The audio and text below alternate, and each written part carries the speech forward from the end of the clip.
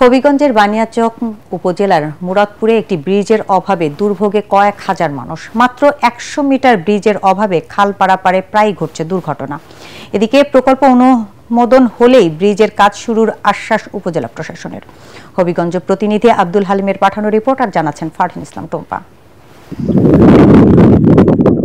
বানিয়াচং উপজেলার মুরাদপুরের কুমরি দুর্গাপুর খালের ওপর এই বাঁশের সাঁকো দিয়েই প্রতিদিন পারাপার করেন কয়েক হাজার গ্রামবাসী।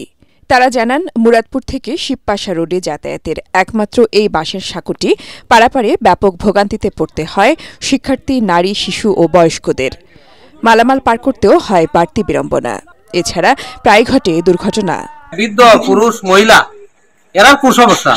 অনেক বয়স্ক মানুষ পরে তারা প্রতিবন্ধী হয়ে গেছে, পঙ্গ হয়ে গেছে। পার্শ্ববর্তী এলাকাতে যে সুবিধা ভোগ করতেছে রাস্তাঘাটের, এই সুবিধা আমরা ভোগ করতে পারিনি। আমাদের যে ছোট বাচ্চারা বই নিয়ে ব্যাগ নিয়ে পানি তৈরি গেছে, আর ওটাই তো। এছাড়া আমাদের আর বিকল্প রাস্তাও নাই।